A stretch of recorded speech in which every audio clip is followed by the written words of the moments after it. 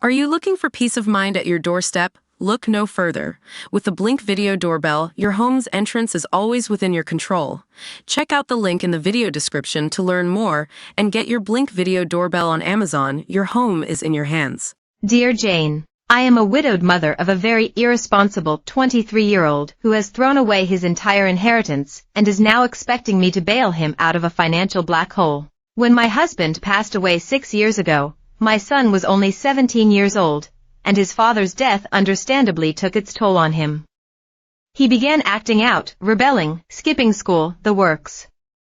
He destroyed his chances of getting into a good college, although by that point he decided that he didn't want to go because he wanted to get out and see the world.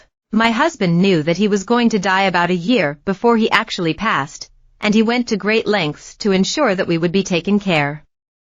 He set up a college fund for my son, and he also left him a trust fund of about $120,000 that he would be able to access at the age of 22. Instead of college, my son spent 2 years traveling. I agreed that he could use some of his college fund to pay for these trips under certain stipulations, that he was never gone for longer than 2 months, that he picked up work whenever he was home, and that he did some form of charity work wherever he went. Although I was very nervous about the idea of him traveling by himself, I felt safe in the knowledge that I still had a hand in what he was doing.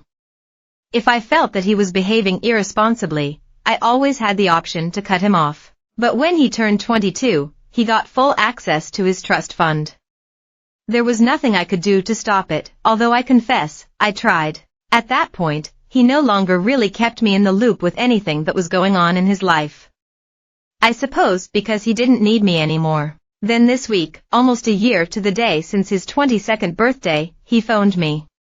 My first thought was that there had been some kind of accident or that he was in trouble, but instead he asked to take me out to lunch.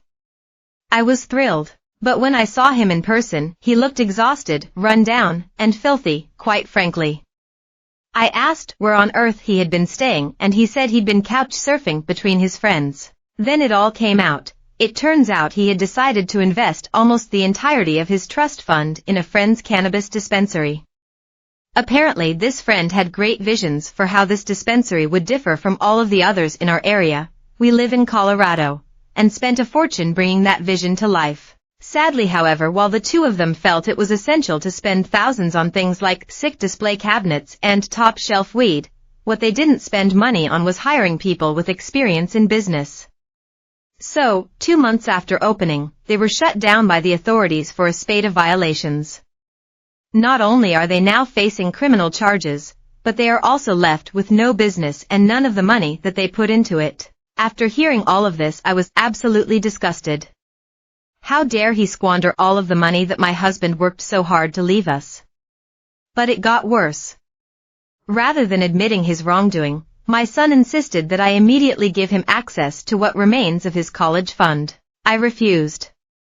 At which point he said that he would hire a lawyer to sue me for the rights to the money. He is my son, and I love him, but Jane, I truly don't recognize the person that he has become. I'm half tempted to just hand over the money and rid myself of him, but I know that my husband would be devastated to know that our relationship has come to this. So where do I go from here? From In the Weeds. Dear In the Weeds, I am so very sorry that you are in this position, which must feel untenable to you. As mothers, we love our children so very deeply, and often make the mistake of thinking we have to do everything in our power to protect them from harm. But wrapping them in cotton wool, whilst protective, also stops them from learning from their mistakes. The great tragedy here is that the human brain doesn't fully develop until the age of 25. There was almost an inevitability in your son making a terrible choice with this money. I understand your dilemma with the rest of the college fund money, particularly given that your son has not proved himself to be responsible. I am wondering if you ought to see a trusts and estates lawyer. What is left of the college fund money could be held in trust until your son is older and less likely to make a poor decision. Ultimately, T.